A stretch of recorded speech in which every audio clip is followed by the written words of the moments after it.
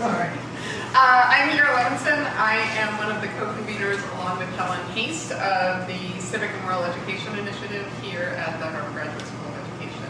We're really pleased to have you here. Thank you for coming. I am going to say, just so I don't forget logistically, we have a listserv that has over 2,000 members. It's a great way also to hear about. We have a monthly colloquium series, of which Harry will introduce in a second as our kickoff event. We also, I think, are going to restart a student seminar series, which we have had in the past, where students have presented work for critical feedback.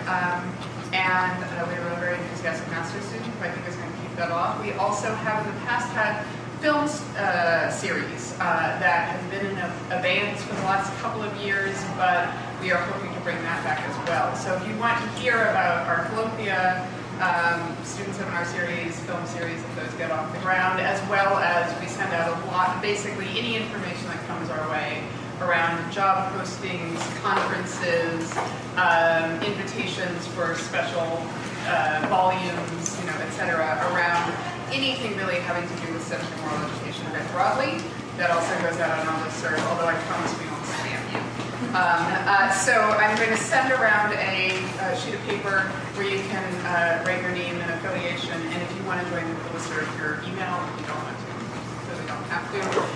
But if you can at least, if you can at least just sign on and tell us your affiliation, because this gives us ongoing leverage to use with the dean and others as we try to continue to get support for civic and moral education here at the Ed School.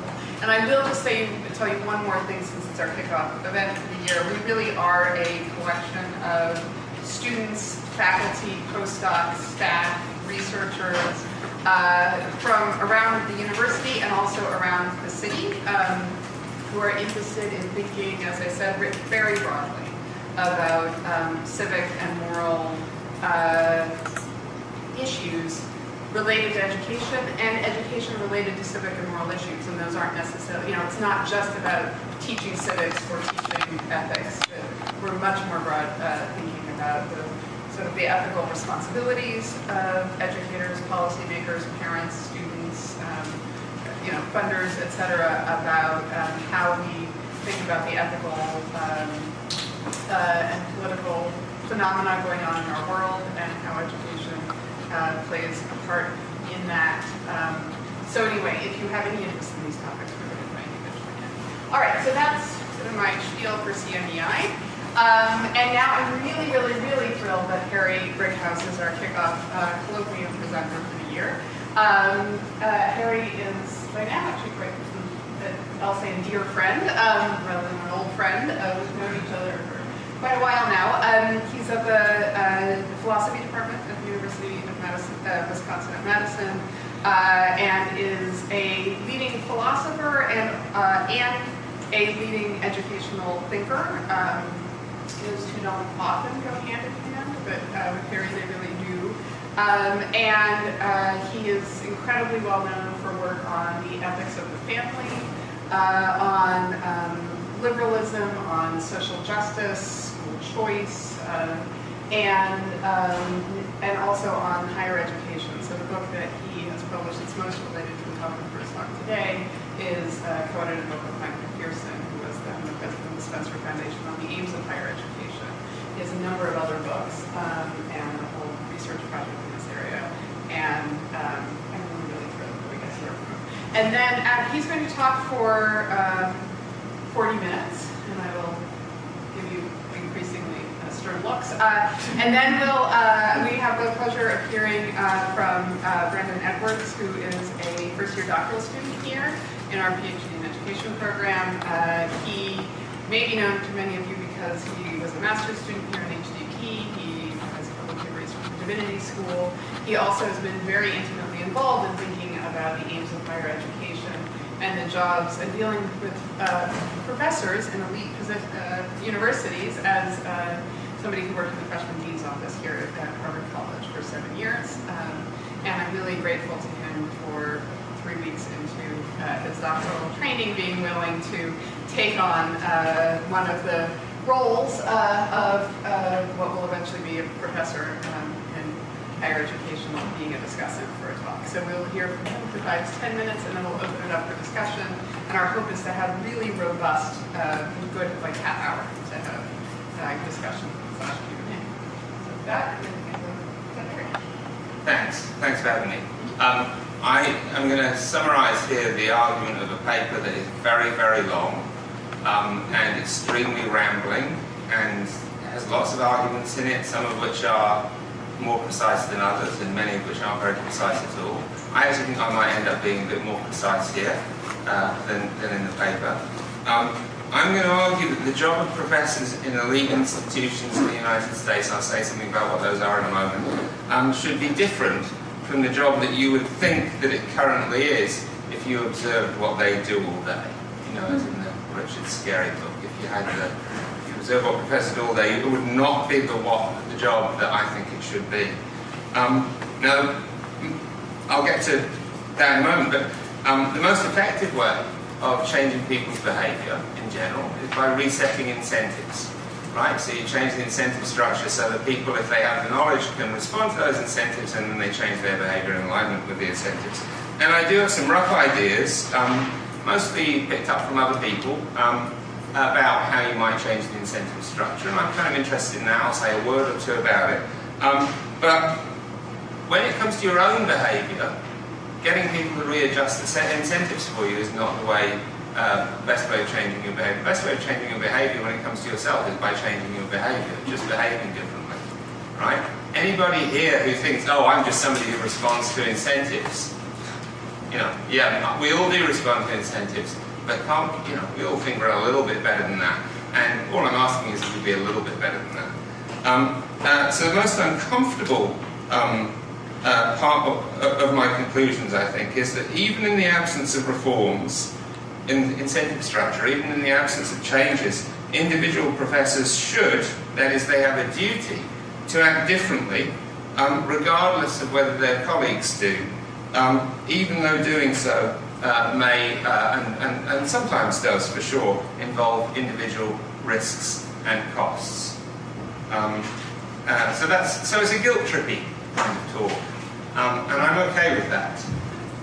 It's only a bit of a guilt-trippy kind of talk. In the paper, though, not so much in the talk, I'll talk a bit about how you can change your behaviour in ways that are less risky and less costly, but still somewhat productive.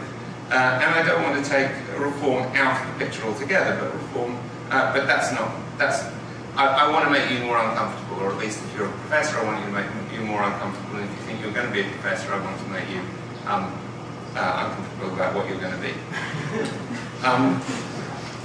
So I want to just start by, and by the way, the PowerPoint is merely a visual aid. I'm not going to, the PowerPoint doesn't drive the talk as the way it sometimes does. I want to just make sure that you understand what I mean by elite higher education. I don't mean Harvard, Yale, and I don't know what you think your other comparators are. I don't mean that. They're included, but they're not even most of what I'm thinking of. So researchers into higher education tend to identify, they talk about selective and highly selective colleges, and they talk about somewhat selective colleges. Most colleges in the United States are entirely unselective. So most students go to colleges which you can get into just by having a high school diploma or a GED, right? What I'm interested in is the colleges that the people who are bound for the 5% of the occupational structure, maybe 7% of the occupational structure that is the most privileged part of the occupational structure, the colleges that they go to. And that does include the Ivy League schools, plus Stanford, plus some of the smaller blast colleges. But even if you took all of those together, that would be a very small percentage of the bit of the sector I'm interested in. Truth is, the bit of the sector I'm most interested in, and that is the majority of the sector that I'm interested in, is the part that I'm in. The sort of selective flagship public institutions. University of Wisconsin-Madison, even Ohio State would be in this group. Michigan is surely in this group. Berkeley, you know, places that many of which you know, some of which you don't. But that's what I'm interested in. So don't have Harvard in your head when I talk about elite. And even within that group, there's quite a lot of heterogeneity, right? So there are the institution I'm in is quite different from this institution in all sorts of ways. And the kinds of proposals that I might make and the kinds of things I might say to people when I'm guilt tripping them might be different depending on where they are. Now I want to say a word about what I think how I think the jobs should be different, and this is very simple. So I'm actually just going to read off the slide here. There are two main aims of the paper. One is to say that professors should individually and collectively, and individually even if not collectively, devote more of their time, energy and attention than they currently do to instructing undergraduates, and in particular should devote more time, energy and attention to improving the quality of their instruction in a manner similar to the way they currently devote time, energy and attention to improving the quality of the research.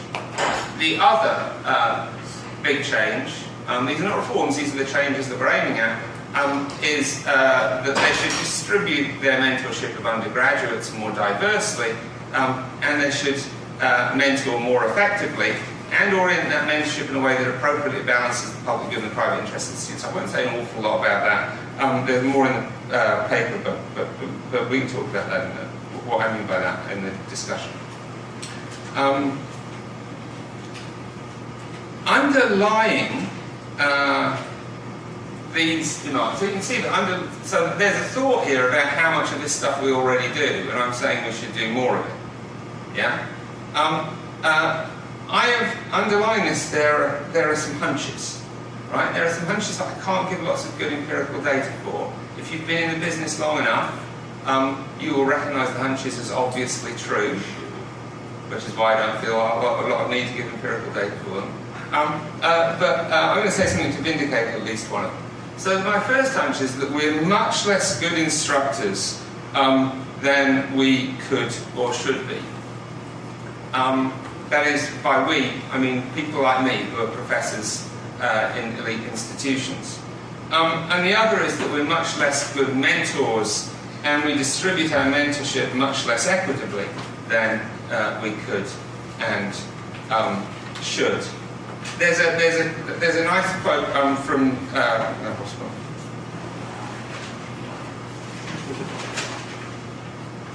there is a nice quote, but now I've lost the clicker. But anyway, there is a really nice quote from Bill Massey, which I'm dependent. Can I swipe on this or something? No. Not on the screen. Do you have the? What did I just do with it? Do you have the keyboard? Oh, it's right here. It's right here. This nice quote from Bill Massey from his latest book, Re-Engineering a University, Having a Mission-Centered Smart Mind and Conscience. The unmonitored joint production of teaching and research is another serious flaw in the academic business model.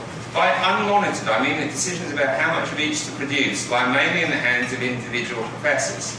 It is understood that the nature of faculty work precludes punching time clocks, or even monitoring the number of hours spent on specific tasks.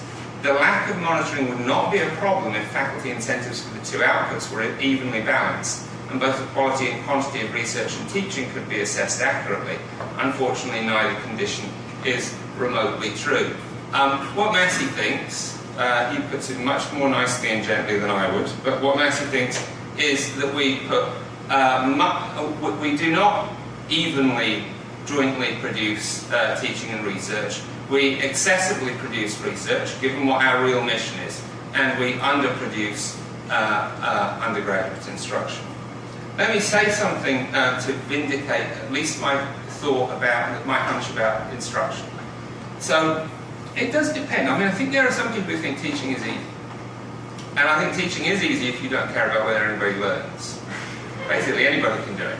Right? You just walk into a room and you say some things and then you leave and no problem. And in the Midwest, it's lovely in the Midwest, because in the Midwest, they're all really skilled, the undergraduates, and looking like they're paying attention and learning. Like, that's what they've learned how to do, is how to pay attention and learn. You were never very good at it, Susan, but everybody else was good. So yeah, you can do that. But in fact, that's not what teaching is about. Teaching is about making learning happen. Now, I think that's quite complex, quite difficult matter. You have a room of, 20 people or 30 people or 40 people, and they're all different. They're different kinds of learners. Some of them stayed up too late last night. Some of them are drinking vodka and orange in the front. You know, some of them are depressed, because that's just a fact of life. We'll talk more about that. A lot of them aren't interested. For some of them, nobody's explained to them why they're taking the course, especially when they're young. They don't think they necessarily belong there. Making them learn is a complicated, difficult task. It's one that requires a complex set of skills. Now, my hunch is that we're not that great at that. Why? Because none of us have been trained at all in that. When we hire people I don't know what you do here, but when we hire people at my institution, we do not scrutinise, we don't, for example, make them teach a class. We don't scrutinise their teaching. Often we hire people who've come from institutions, research institutions which are reasonably wealthy, where they've done very little teaching in the first place. Once they're in the classroom, they're pretty much left on their own. We didn't select them for their excellence as teachers. They didn't get any training often in graduate school, and they don't get any training once they're on the job to be good teachers. Their continuing professional development isn't very good. It's really hard for me to believe that we're experts at it, given all that, right? Talk to any professor, pretty much any professor, and ask them about the last 10 conferences they went to. How many of those conferences were about improving their research, and how many of them were about improving their teaching? And very few of them will say, oh, it's half and half. And most of them who do say it's half and half are lying. You know that, right? So that's my suspicion about that. My suspicion about mentoring is not that different. I mean, I think we're not selected for our social intelligence or emotional intelligence into this job. We have a tendency, because it's a normal tendency, to kind of want to associate with people who are kind of like us, or who kind of we connect with in some sort of way. We don't learn how to connect with people who we don't naturally connect with. We obviously, like anybody, somebody shares our great enthusiasm for philosophy or for history or whatever, we're going to be more inclined to spend time talking to them. And so, in an institution like mine, I think what that means is that students who come from homes like the home that my children come from, for whom college is sort of a natural, normal thing, who've been brought up in the culture of it, and who are excited about learning, and in particular excited about learning what the professor is teaching, they're going to get a lot of the mentorship. And other students who are not like that are going to get a lot less of the mentorship. There's something wrong there, in my opinion. And there's something wrong that can be somewhat corrected. I don't know how much, but somewhat. Okay, so that's the sort of, that sort of sets the background. And those thoughts lead to some sort of sketchy reform ideas. I mean, I really am going to, you know, I cut some of these out of PowerPoint because I thought that if I had too many in, you would, you think they were more important than they are. So I think I've got 4 there. These are all things that I think we should do. I'm not going to go through them, but they're all things that I think we should do. I've got some other things. But something to say about reform, and why I don't want to hang too much on, I don't want to talk too much about the reform ideas, is, you know, I'm just a philosophy professor. I'm just one philosophy professor who, you know, reads a lot and chats to people about how to reorganize institutions. But real reforms, right? Real successful reforms depend on experimentation. They depend on resources, and there's no detail here at all, right? And the kinds of reforms that actually work are reforms that have a lot of detail, are contextually specific, take into account the kinds of expertise you actually have on the campus to implement reforms. I am not a skilled or expert reformer. That's kind of a joke. I'm not a reformer. I'm not, let alone a skilled or expert one. So these are just sketchy ideas to throw out to sort of get your idea, to get your head into the idea that there might be reforms to do. Okay, I do have a final preliminary comment that I want to make, and I guess I do. I care about this preliminary thought, which is, I do want to talk a bit about how college benefits students and how elite college benefits students in general. And this is important. I've actually got 2 arguments I'm going to make, and this is important for the first of the arguments. I don't think it's not important I'm going to be kind of crude here, but higher education, including elite higher education, benefits students in three sort of fairly reasonable, well-identifiable ways. Maybe others as well, but here are these three. First, and this is what every high school counsellor will tell you, I'm kind of shocked, and my kids in middle school had college counsellors coming in and telling them, you should go to college because it'll get you a better job. I'm thinking, that is not what my children need to hear. That is not why they should go to college. And I don't want people telling them that's why they should go to college. Yeah, we'll get them a better job, but that's not what it is for them. They're like the most privileged people in the history of humanity. I don't mean because they got me as a dad, I just mean, so there's that. I mean, like, they're super privileged. They shouldn't be told, oh, you should go to college to get even more privilege. You should go to college so you can equip yourself to do good in the world. But this is what people say, and it's true.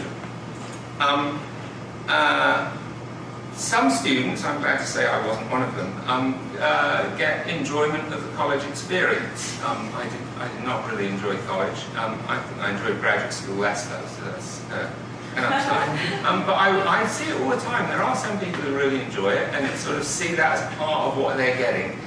Increasingly, I think we sell ourselves to them on that. And then the third, which I did get a lot of, which so I don't feel sorry for me, is the intrinsic value of learning. I think that's the thing we talk about least. I think maybe your institution is different, but my institution, I think it's the benefit we talk about least when we sell ourselves. I think we actually make a mistake there. I think at least professors should talk a little bit more about it with the students. The benefits that you get from elite higher education in a society like ours, which is riven with inequality and, in my view, injustice, and I think that, I don't think a lot hinges on me thinking that it's unjust, but maybe it does, are big. You get a much better shot at certain kinds of positions, and those positions have all sorts of things attached to them. We all care about higher incomes if you're shallow. And maybe higher status if you're also shallow. I don't think it is shallow to care about status exactly, but it isn't shallow at all to care about having an interesting day-to-day job, having meaning in your job, having control over your daily life, which the money and the kinds of jobs that professionals have give them. The better health that comes along with higher status and more control, the longer life that comes along with more control and higher status and to some extent money. So in a society like ours, which is very unequal, there's a lot of this at the very top end of the distribution, and there's a lot less as you go down the distribution. And what colleges do is, especially elite colleges, what they do is they take students typically from more advantaged backgrounds with very considerable public subsidies, including institutions like this. They then support those students in securing, settling the privilege and advantage unjustly distributed on them after the fact. So that's what elite universities do. They take public subsidies helping relatively advantaged children, by and large, to secure relative advantage for their children. Sorry, relative advantage for parents to secure relative advantage for their children in a competition, the rewards of which are, in my view, unfairly equal. Okay. So, why should the job change? So I've got two separate arguments for why the job should change. And I'm going to try and go through them, reasonably quickly. The arguments that I am giving actually are they're not in tension with each other, but they point to different things. And they appeal to different goods, different values, where the values are in tension. And when you're practically deciding what to do, whether as an institution or as an individual professor, you have to balance those two values. The first is an argument from the public good. I call it an argument from the public good, and it focuses on one set of shareholders, that is, people who do not benefit from elite college directly, because they don't go. And in my certainly in the paper and maybe in my talk to some extent, I use this sort of Rawlsian conceit of representing the public good by talking about the good or the benefit of the less or the least advantaged. Why? For a simple, the Rawls' reason, which is if the less or the least advantaged don't benefit, it's not right to call it public good. It's only the good of some public if they don't benefit, right? If they benefit, at least we might plausibly say it's the public good. If they people who are not the least advantaged don't have any complaint. If the least advantaged don't have any complaint. The second argument, which I'll call the duty of care to students, focuses on another stakeholder. We've got one stakeholder, which is the public, the people who don't go, if you like, and then the other stakeholder that I'm interested in is the students, the people who themselves participate in the higher education as students. And I think the way that we currently go about our jobs, maybe this is just a nice way of putting it, the way we currently go about our jobs, I think shortchanges both the public and the students. Very handy. If it shortchanged one but not the other, it'd be much harder for me to argue for the changes that I want to argue for. Fortunately, we shortchange both. Always better to be in that situation. Okay, so now let's just quickly talk about the argument from the public good. So, as I've sort of shown, or briefly said, students themselves capture a great deal of the benefit of higher education. They're drawn largely from the upper echelons of the social class structure, and college ensures they get to stay there.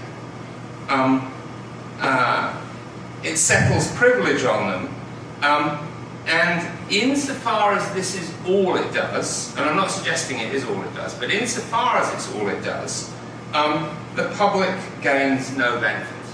Indeed, the public, the rest of the public, experiences a cost because this process of social closure locks out everybody else from the competition for these valuable positions.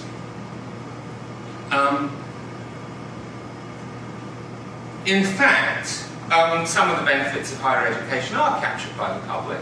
The public benefits if, and only if, students leave college better equipped, that is with more skills, with more human capital, if you want to use that kind of language, which I do,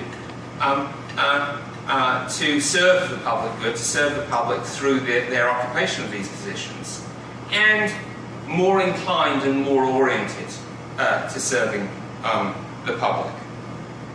How much of the good of higher education goes to the public and how much just goes to the student is itself affected by how skilled we are as instructors and educators, and how we distribute our mentoring, and how we orient, as an institution but also as individuals, students to end up using the human capital that they've developed. I have another slide that's about to come up, and I have no idea what it's in. What's on it? Let's see. Oh, no, forget that. Okay. So the main contribution colleges and universities can make to benefiting the disadvantaged, the less advantaged, is by increasing the human capital of future occupants of positions of responsibility, orienting them so they're more disposed to use that human capital to benefit the less advantaged rather than for their own good.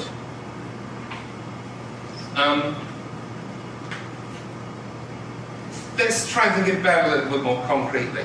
So,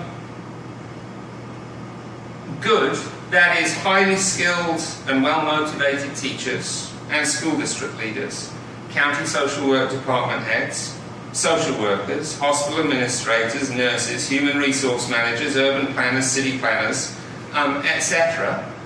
They benefit the less advantaged by doing their jobs better, more imaginatively, and with greater commitment to the public. Orienting equipping them to do those jobs, and then orienting people who've had huge amounts of human capital invested in developing their human capital to invest the fruits of that in the public is part of the job of a university. Now I think, yeah, you know like this. So this is my comparison. It's just pull it out of thin air. Comparison between Harvard College and the University of Wisconsin-Milwaukee, this is not Madison, College of Nursing. I did some empirical research here. I had to call around to find out the answers to my questions. And this is, I've actually seen two figures here. One of the figures I got from the press and one I got from Howard Gardner, and I don't know which is more reliable, the press or Howard Gardner. If I were to be perfectly honest, if I were really having to, fortunately I can't remember which came from which, but really having to bet my life on it, I'd go with Howard over the press, but that's just me. Apparently in 2007, some large percentage, 47 or 65%, of Harvard graduates not attending law or graduate school who got jobs on Wall Street was that percentage. Now that's a very large percentage. Now I just say we live in a capitalist society, and efficient movement of capital in a capitalist society is very important. Indeed, I believe that even in a market socialist society, or even in, if you can imagine it, a socialist society that wasn't market-oriented, even in that kind of society, the efficient movement of capital would be very important. So I'm all for skilled people going into Wall Street. But I find it incredible that this is, from society's point of view, the optimal percentage, either of these two. The people who are produced by Harvard College have had fabulous amounts of money and time and energy and human capital invested in developing their human capital. And I find it incredible that we wouldn't be better off as a society, and the less advantaged wouldn't be better off as a society if a few of these, and in fact I suspect a good number of these, were oriented to managing county social work departments, or oriented to managing mental health clinics for, in rural areas, or were oriented to running school districts. I just want to compare with the University of Wisconsin-Milwaukee School of Nursing, and I did have to call for and say, absolutely none of them got jobs on Wall Street, which is surprising. And over 95% got jobs in nursing, which maybe is less surprising. You know who nurses are, right? They're the people that doctors help to get people better. And get paid less than the doctors who help them. Okay, so that's broadly the argument. That's an illustration. That's broadly the argument from the public good. Now I'm going to talk about the argument from duty of care to students, and then what I'm going to do is talk briefly about why professors as individuals have obligations even when nobody else is actually interested in doing the right thing. Okay, so students do benefit from college, and they benefit more from going to an elite college than they do from going to a non-elite college, but they're not merely vassals for the optimization of public good, and they themselves also take on various costs and risks, and are, I think, you might not think this about every individual student, but most of them are valuable in themselves. They're people who matter for their own sake. And there are three, you can sort this differently if you like, but I've sort of identified three interrelated, big, significant risks that students take by going to college, or at least that they take as they go to college. Maybe just by being people, they take some of these risks, not all of them. And I'm going to talk about two of them. So the three that I identify are to do with mental ill health, to do with the cost, risk, and cost of failing, and I want to talk quite a bit about that. And then the risks associated with debt, and I don't want to talk about that at all. So let's start by just talking about mental health. The exact rate of mental ill health varies from campus to campus, if you can imagine, and to be honest, it also varies from reporter to reporter. It's very hard to get good, reliable, statistics on this, as it is with the rate of sexual assault. When I turn this into a book, I'm going to have to really deal with the sexual assault literature a bit. which is, as far as I can tell, basically a mess unless you're an insider. But here's the National the National College Health Association survey, and this is a survey this is not a survey of students who used university health services. This is just a survey of students more generally. It's supposed to be a representative sample.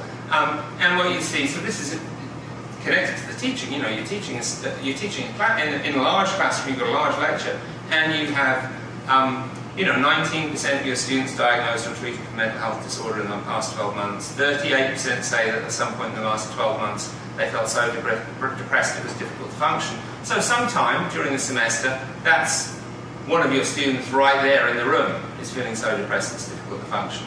And a staggering 10% said they seriously considered committing suicide in the past 12 months. The point really for me is not that they're at more risk than they would be if they weren't in college, or that they're at more risk of mental ill health than other people of their own age.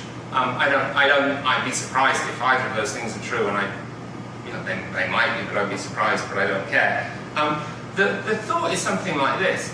Professors depend for their lifestyle on inducing students to enter an environment in which they are almost exclusively surrounded by other 17 to 24-year-olds. So they're in an environment where you're going to get a very high concentration of emerging mental ill health and very limited meaningful emotional and social contact with adults outside of the environment. For a lot of the students, the only real adult, sorry, I don't mean to be rude to people who are under 24, but the only adult who's not in that environment that they see day to day is their professor, right? One kid said to me about a year ago, she said, I just realised if something went really wrong, you're the only grown-up I could come to. And if something went wrong for my roommates, I'd bring them to you. Great, thank you. Now, the truth is that other 17 to 24-year-olds are not particularly well equipped to support and help them. They're not particularly well equipped, for example, to tell somebody who is seriously depressed, to induce them to get to see a counsellor. Now, professors also are not well equipped to do that, because it's something we've never been trained to do. But it seems to me a rather obvious thing that we should be trained to do. Something you can be better or worse at, and it's something that could be seen as part of our job. Now, that's the first kind of risk that they deal with. The second has to do with failure. I'm not sure I've got a slide on this. No, I've just got a sort of rant. So, I think that low-quality instruction on college campuses is the #1 equity issue on campuses. And it is also the one equity issue on campuses that I guarantee you student organisations and student activists do nothing about. It's getting taped, I should be careful. And it's also something that professors don't want to talk about. You can imagine why. And it's also something that administrators are actually pretty reluctant to talk about. Though I know lots of administrators who, they can't talk about it because that means criticising your faculty. And one of the lessons you have as an administrator is you never criticise the faculty. But I do know plenty of administrators who, without talking about it publicly, are trying to do stuff about it quietly. So why do I think it's the most important equity issue? Think about math requirements. So it turns out the math requirements, failing math requirements persistently is one of the is tremendously implicated in dropouts, in dropout rates, right? Now, imagine that you're in college algebra. Now, first of all, if you're in college algebra, you are already math phobic. Nobody takes college algebra who loves math. Because if they love math, they've already done well in algebra and they don't need to take it in college. People who take college algebra typically went to high schools where they weren't taught, or middle schools or elementary schools where they weren't taught math as well. They're typically people who've got less support around math in the home. They may have a learning disability. They're often lower income, they're more at risk. Now, imagine you're in college algebra and you are taught by a highly skilled specialist who regularly teaches the course and is involved in ongoing professional development to improve their practice. What will happen? You'll learn the math. You'll learn the math. You'll probably pass first time. Two big benefits. Now imagine instead that it's taught by a graduate student whose first language is not English and who just got the threshold TEFL scores and only teaches the course twice and gets no support or help or oversight. How well are you going to do in the course? Chances of you learning the maths are much lower than if you've got the skilled math instructor. Chances of you failing and having to take it again and pay for it even though it doesn't bring you credit are higher. Same goes for OChem. Same goes for a whole lot of what we call gateway courses. The thing about gateway courses is the incentives to teach them well are zero. Why? What's the point of gateway courses? It's to fail people. The purpose of a gateway course is to ensure that only a certain number of people are going to go on. The easiest way of doing that, I mean look, if you taught OChem really, really well and you had everybody doing really well in it, you couldn't have lots of F's, D's and C's, right? And then you wouldn't be playing your gateway function. And loads of people are going to take OChem however well you teach it. Why? Because they want to be nurses, they want to be doctors, they want to be this, they want to be that, right? They want to go into well-paid professions. If you want to do something about equity on your campus, do something about instruction in gateway courses. Okay. You haven't looked as sternly as I think you should have done. You're in 40 minutes, but you're not quite there yet. Okay. I'm just going to say one more thing that's going to take me a while. It's all right. Don't worry about it. Look.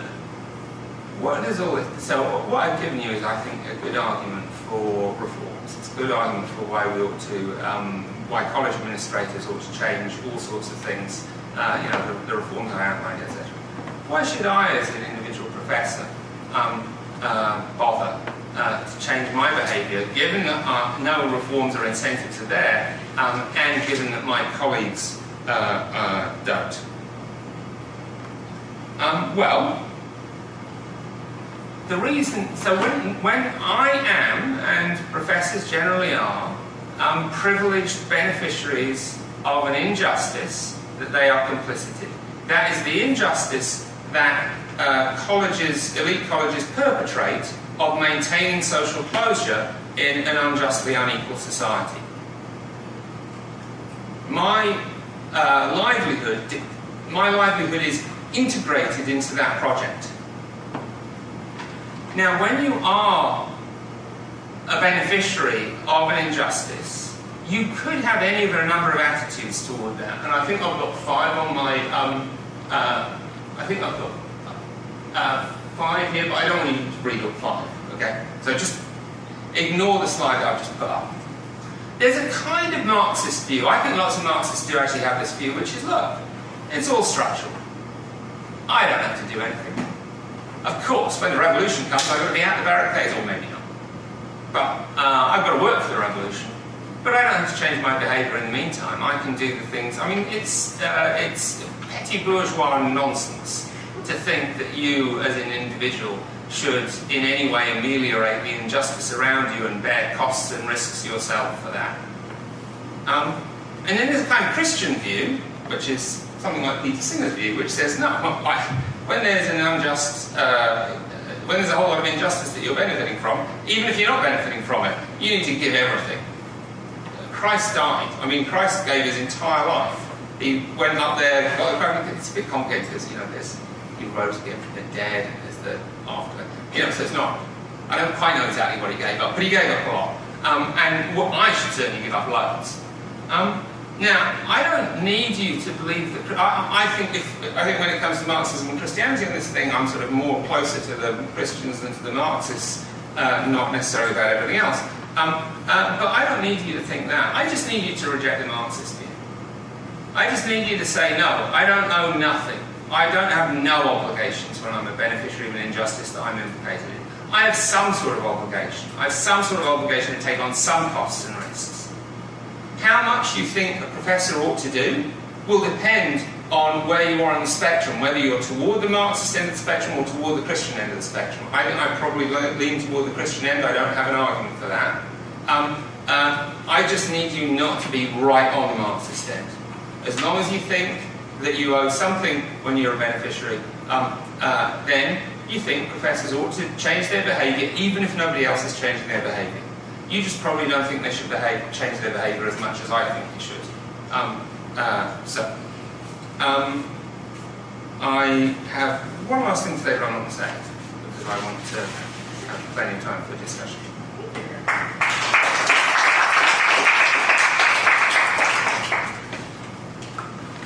Do you want this? I can use 5 minutes. Actually, we'll use it because we film it. Yeah, because it's relevant. we actually have a remarkably large audience on Is that Which is right? why it's good that I Yeah, that's held myself, stopped the swearing. I'm glad you did. Yeah, no, I'm glad. Well, thank you for that. I think you've made a really good case for reform. And I'm going to try to situate this, I think, within sort of a larger societal context, because I think it's really important. So once again, I'm Brandon Edwards. I'm a first-year doctoral student here at HGSE and in the Culture, Institutions, and Society strand. And what I'm interested in is looking at some of these same things, but I also study the intersection of religion, education, and politics. So that's a little bit of the angle I'm going to approach this.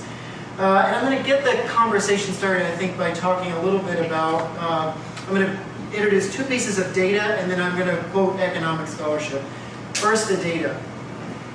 In July of 2017, so just 2 months ago, Pew Research Center released the results of a survey that would suggest that 58% of likely Republican voters or independent-leaning Republican voters feel that colleges and universities are actually having a negative impact on the country. So I sort of want to let that marinate for a second, because I think that's... Sorry? 58%. Yes, having a negative impact on the country. And then just yesterday, as I was sort of preparing my remarks for this, I was going back to Pew, and they published another survey, this one what they call a temperature survey, that asked respondents to rate how warmly or coldly they feel towards university professors specifically.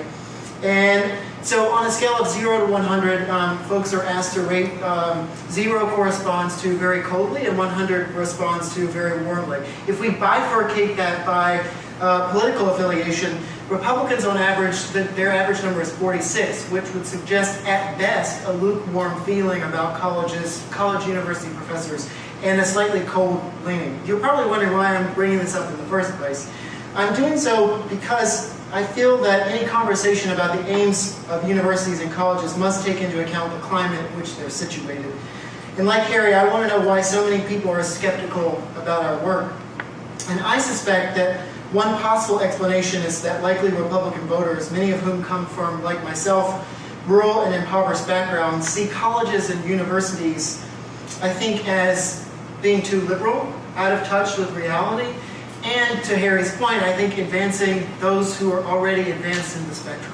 That is to say, they're interested in consolidating their own power, and they're interested in making the wealth of their graduates even greater. And one point I think that is worth bringing up is what is Harvard's endowment these days? I think it's close to $46 billion. I mean, that just, it talks about the inequality, I think, within higher education. And that brings me, I think, to my quote, which is from a mid-1970s book written by Bowles and Gintis. Some of you probably know this. I know that my pro-sim colleagues do know this. And they wrote about the intersection of capitalism and education. And they had this to say: the educational system does not add to or subtract from the overall degree of inequality and repressive personal development. Rather, it is best understood as an institution which serves to perpetuate the social relationships of economic life through which these patterns are set by facilitating smooth integration of youth into the labor force. Why am I bringing this up? I think we're all familiar with the rhetoric that if you go to get an education, if you take your education seriously, you can transcend some of these class barriers. And that's certainly what I was sort of brought up to believe. But the reality is, I think Bowles and Gintis are saying maybe that's not so true. And I think as you're seeing it with the litmus test among Republicans, they also maybe don't think that this is so true. And yet all of us, I think, in this room want to believe that, that higher education can have and make differences on people's socioeconomic status. It can also do quite a lot for the public good. And that's what I think Harry's talked about a lot here today. And I think one way or one avenue into that is what you've articulated so well, which is, can faculty members do a better job, maybe not research so much and focus more on some of these other aspects, particularly teaching undergraduates as well as mentoring them. So that's sort of where I want to center my 3 real questions for you to get the discussion going. First of all, and you said you would get to it, and I'm going to hold you to it, and that is, what did you mean by mentoring? In the paper, I read the paper, it was excellent, I thought. You talk about some of the current mentoring relationships being those that are, say, a faculty member mentoring a student who is interested in entering their field of study. But what does it look like to mentor someone who's not in the field of study for the public good? I think it's a really important question. The second question, and this will give you a little bit more about my background. I did, as Mira said, I came from the freshman dean's office in Harvard College. I have worked for many years and still do live in the residential system here. And that's something that we didn't talk at all about. But I'm curious to know if you think that the residential system at a lot of these elite colleges and institutions can play a role in having the kinds of conversations about public good that you're talking about. I can say from my own perspective that we work very hard, or we had worked very hard to try to do this through programs like Professor Weisbord is familiar with, like Reflecting on Your Life, helping students to think about what their values are in the context of the residential system, and I think that's really important. And then without rambling on too far, I want to ask sort of specifically, can you speculate about what kind of training, if any, university professors would need to be change agents in the classroom, and how do you suggest they get it? So those are sort of the kickoff questions that I have. Great. Thank you.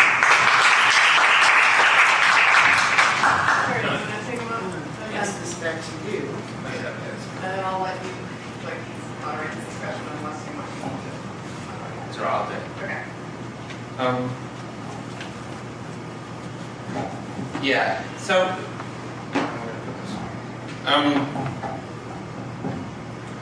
so just on the mentoring, I mean, I use the word mentoring pretty loosely, and you know, the truth is, I don't, you know, I had this sort of moment, it's about 10 years ago now. So a former student of mine got elected to the state assembly in Madison, and we went to his you know, party, his celebration party in the Capitol, and he introduced me. This is interesting. He introduced me to the priest, the parish priest who baptized him.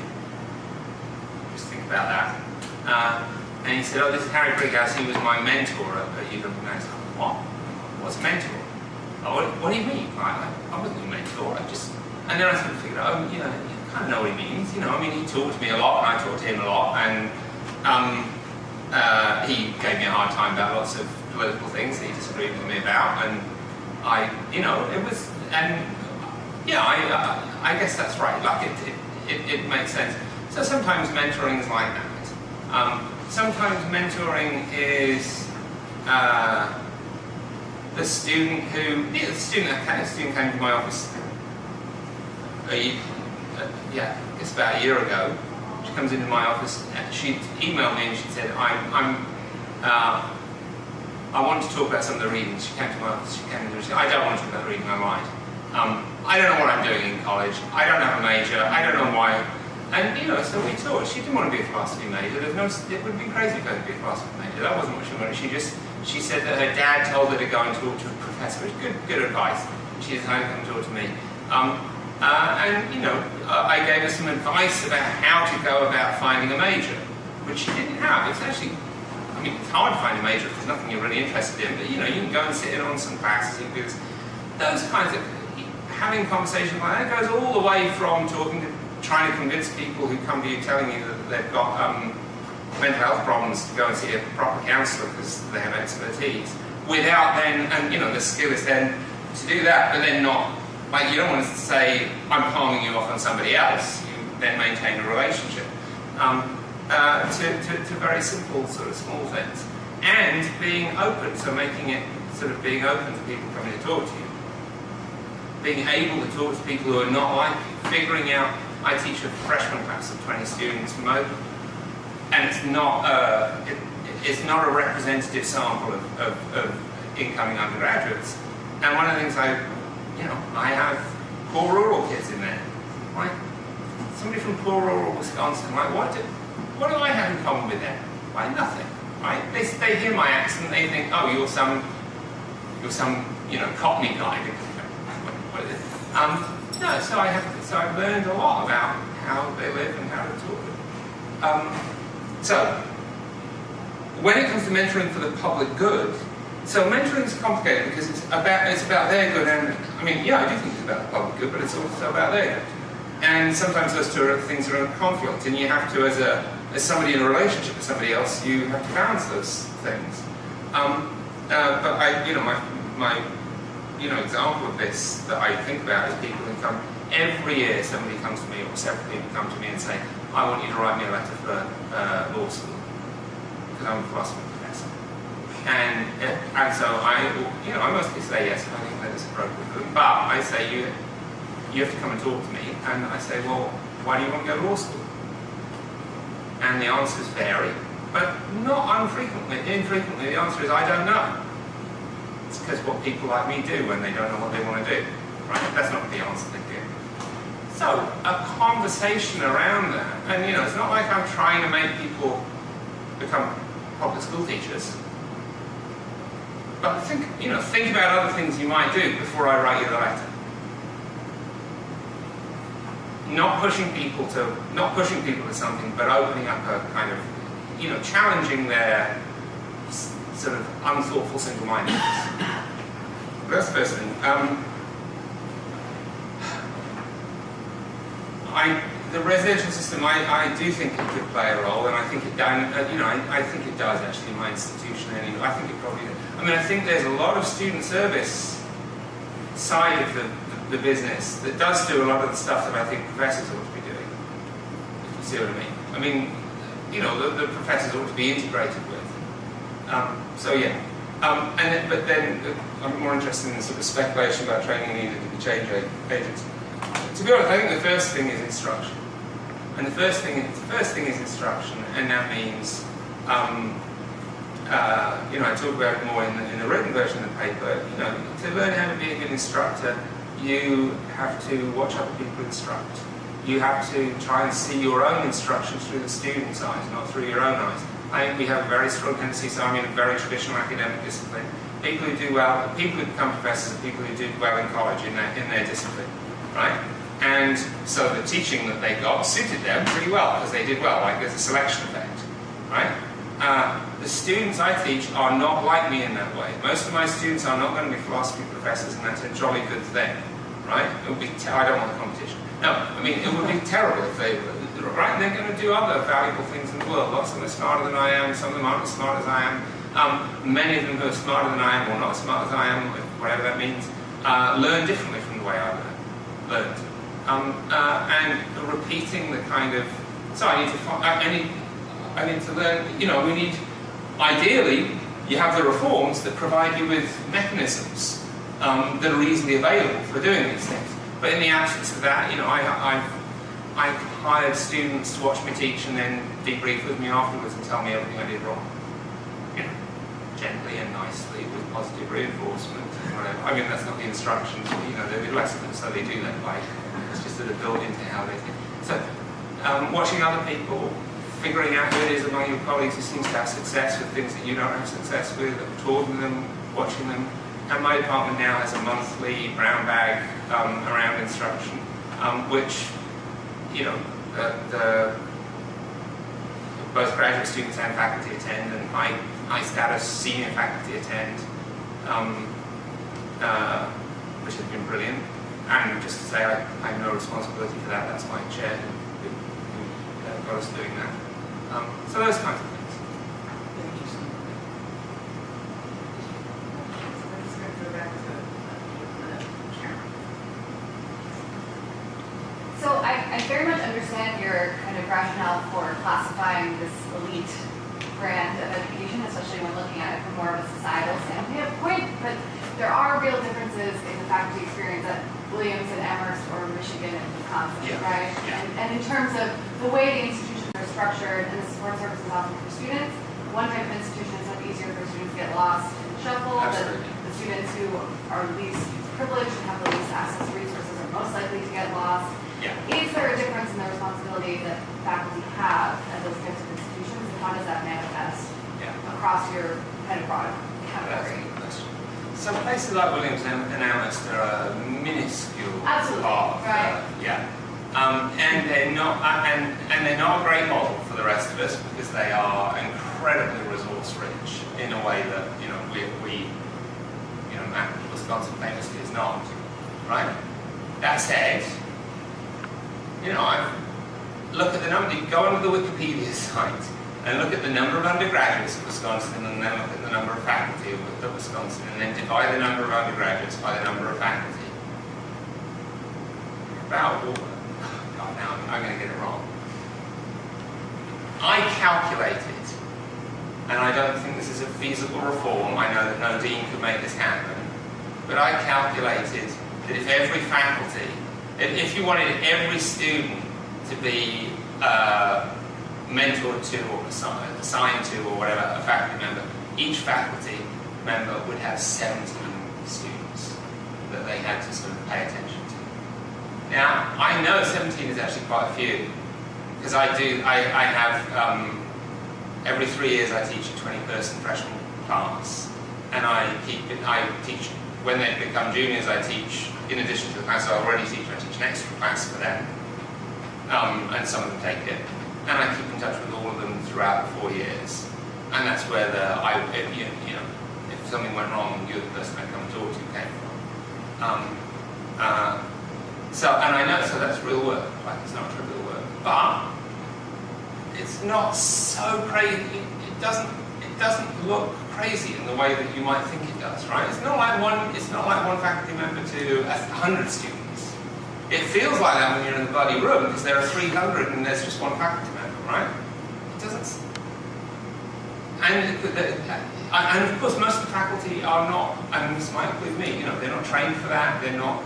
It's not necessarily they're the people. They're not the people you'd have picked out if you wanted this done. Maybe to some extent we should change who we pick out to do it, right? To better match the job. So I don't think of Williams, Amherst, etc. as being a model, but it's not. But they're not so far from being a model. Am I answering your question at all? I mean, you said, do I think they have different obligations? The truth is, far more students at Madison are likely to drop out and are likely to have bad outcomes than at Williams and Amherst. And that, I think, that raises the being surrounded by unmet need and vulnerability. You're in, you have obligations to the people you're surrounded by. It's bad luck, like sort of bad moral luck to be surrounded by your unmet need, but you are. And so I think that there are pretty extreme obligations there. But that's because I tend to look at the Christian view. All I need you to believe is that there are some obligations. Yeah. Which clearly is high. I was a bit confused about your framing of elite higher education because it sounds like to a certain degree you're thinking about these institutions like mostly catered to upper class students, and then you're also talking about students that don't come from those means, and I'm not really sure how to think about the way that you're thinking about those students in light of that. Yeah, so let's see if I can. So the first thing is, I'm more concerned when, in picking out elite institutions, I'm more concerned about where the students go than I am with where they come from. Although they do tend to come from more advantaged backgrounds, and somehow that kind of compounds things. But what I'm interested in is the institutions which produce the people who are going to be in the most advantaged, the positions of responsibility that, right? Within those institutions, on average, the people who are more at risk are the people who come from the less advantaged backgrounds.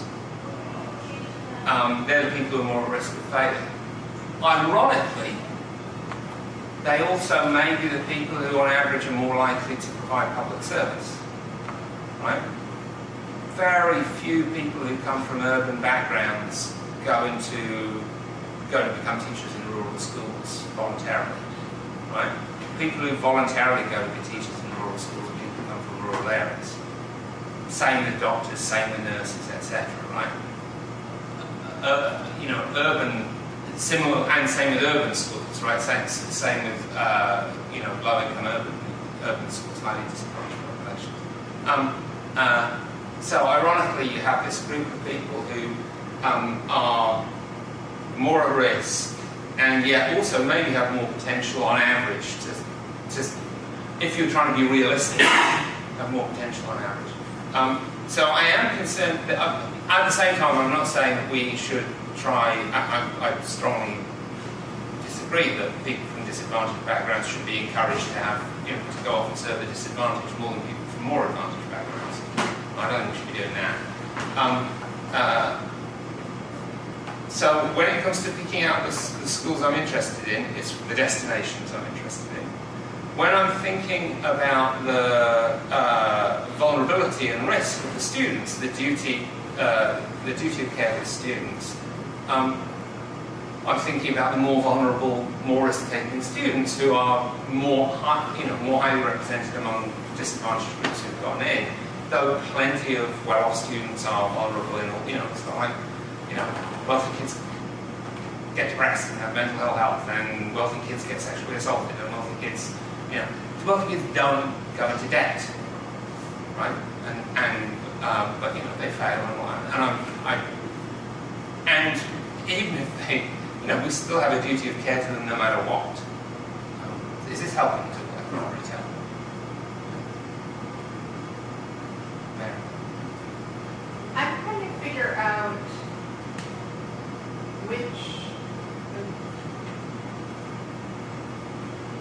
what the sort of where the heart of the argument is and where there are the intuitions about what we should do, right? So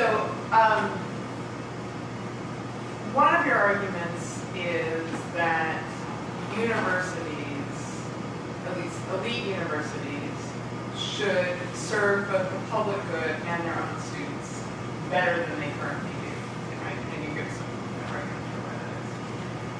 And then a second piece of that is to say professors as members of those universities, and in fact as particularly privileged members of those universities, should be doing something to help realize those goals. And then there's a third argument, which is to say, and what they should be doing is improving their teaching and their mentoring, right? I'm totally with you on the first point. Good. I'm also totally with you on the second claim, both because I agree that professors, as members of an institution that have an obligation, have some measure of obligation, because institutions ultimately are creative. They're people, right?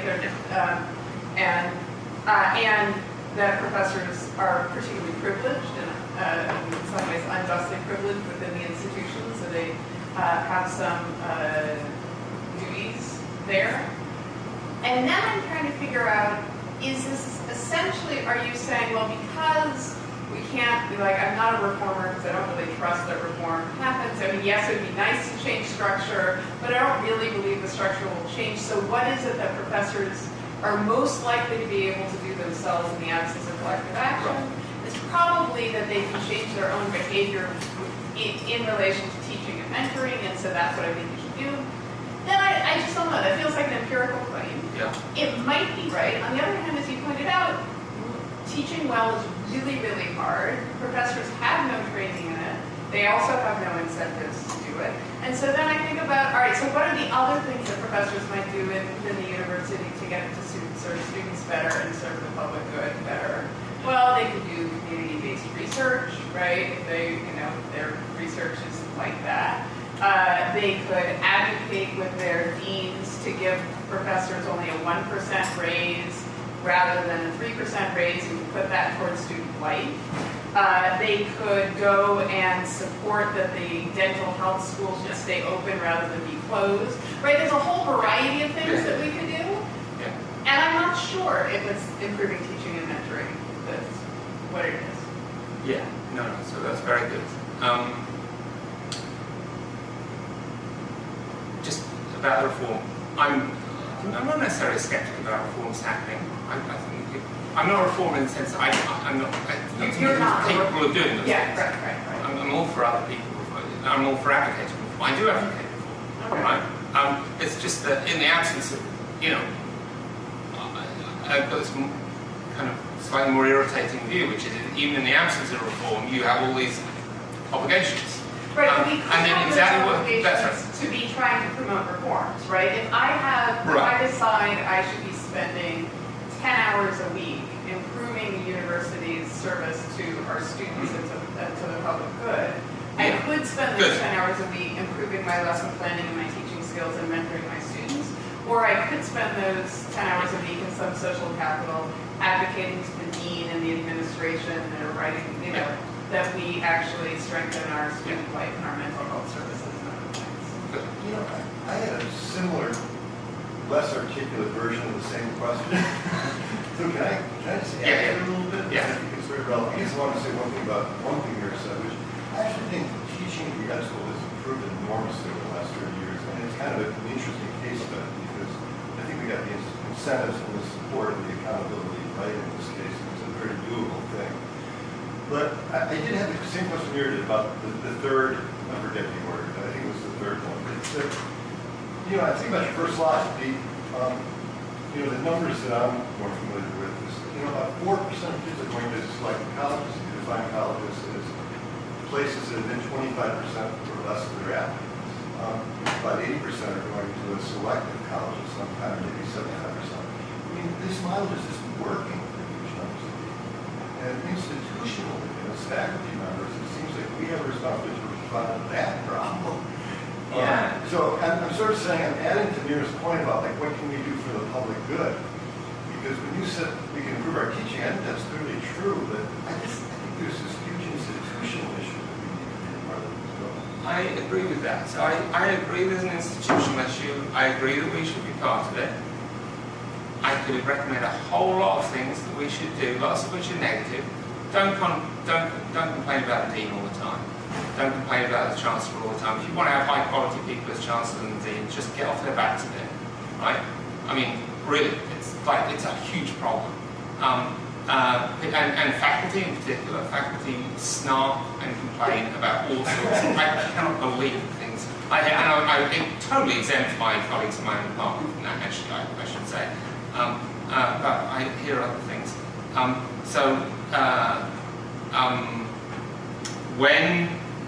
Stop complaining about administrative bloat, right?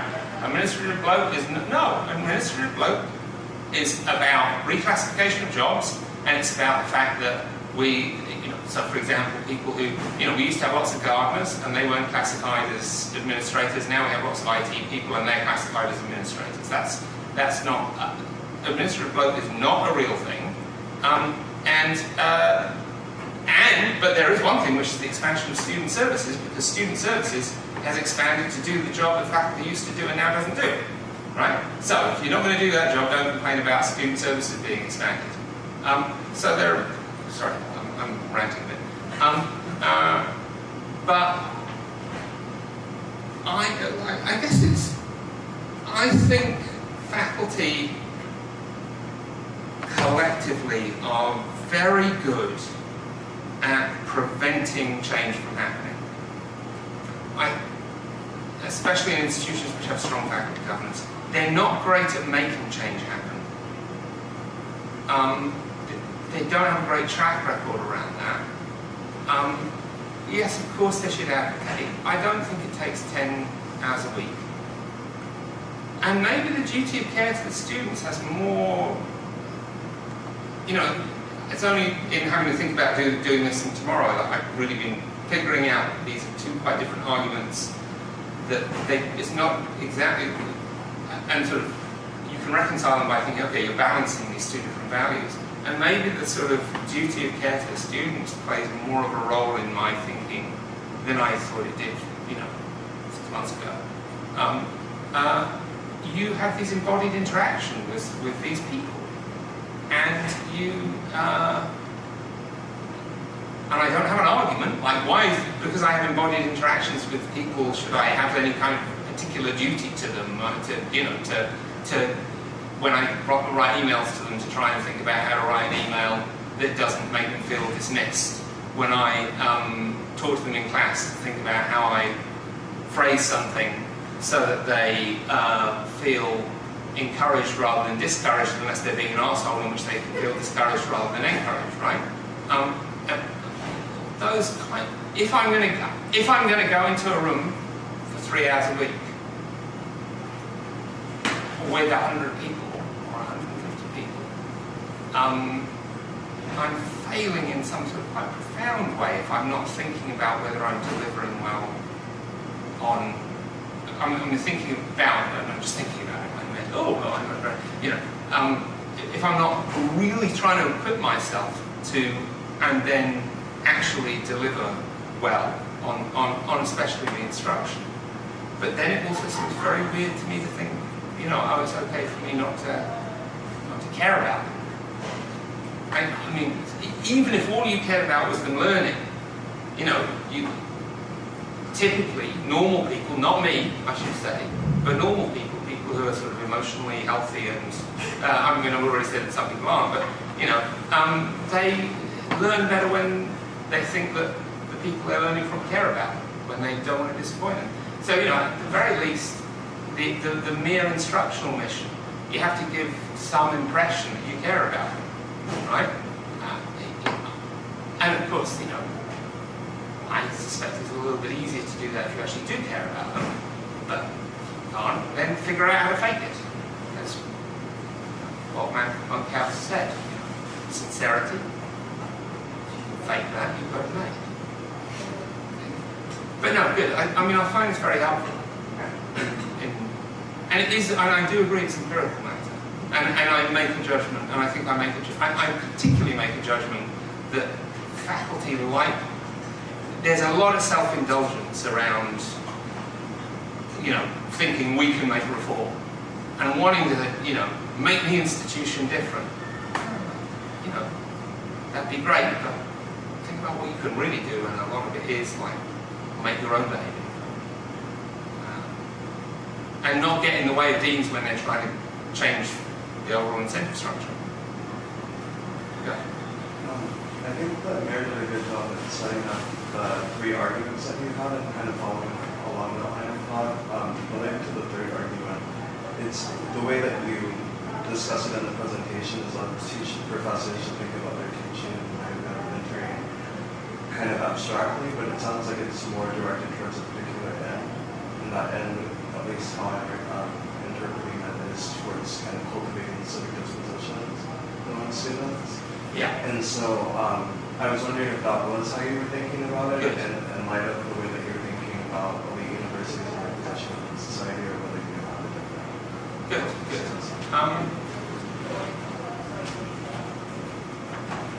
Good.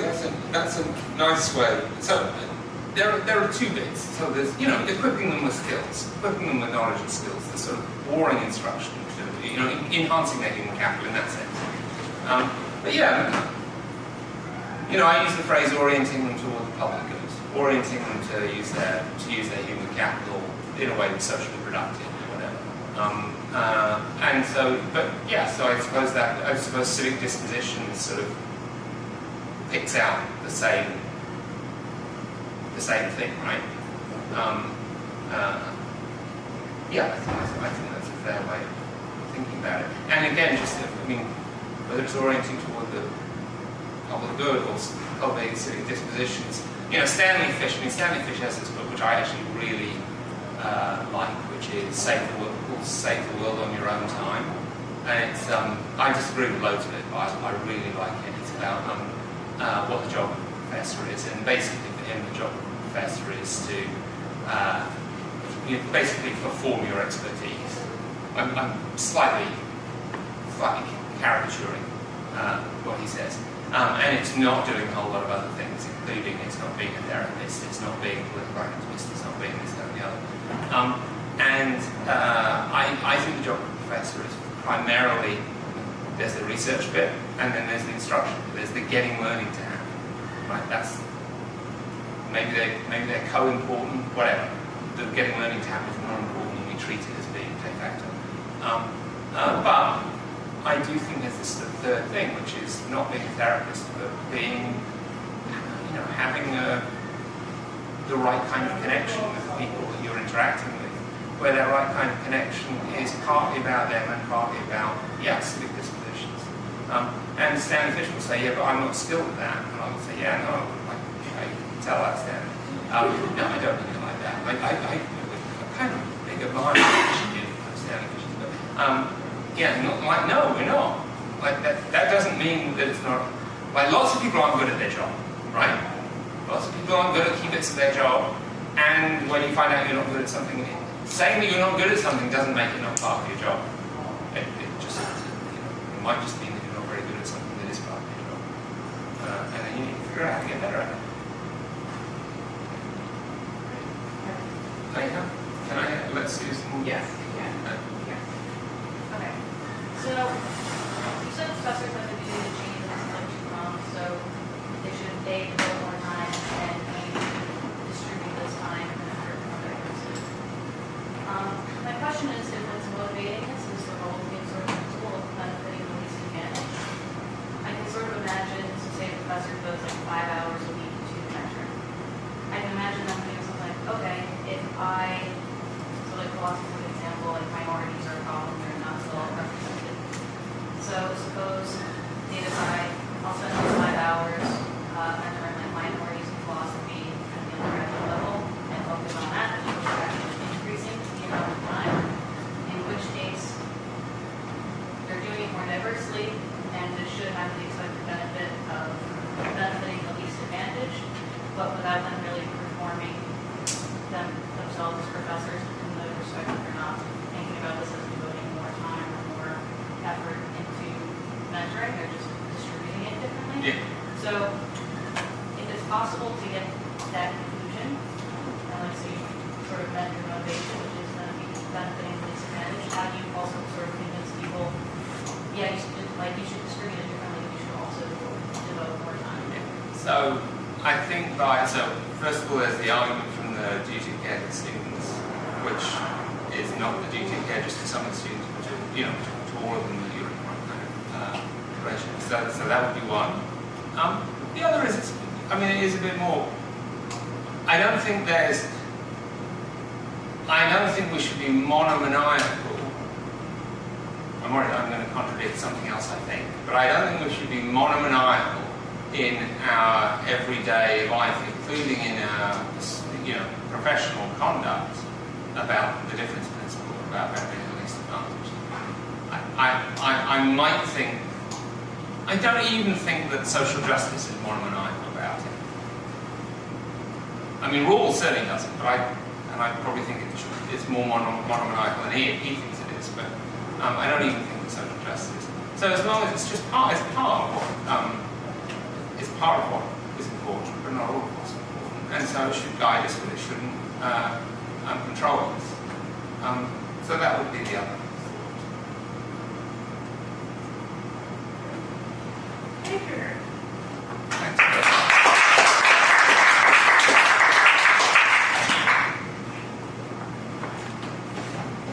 Oh, and I should say our next CMEI colloquium is on Thursday, October 5th with Molly Andrews, who is a phenomenal scholar based in East London who does narrative work on people who get civically engaged with the narrative aspects of history and civic engagement. When you say East London, do you mean like the London? So she's at University of East London? Right. Okay, that one. Yeah. Yeah, the famous one.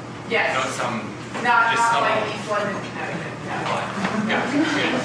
Good.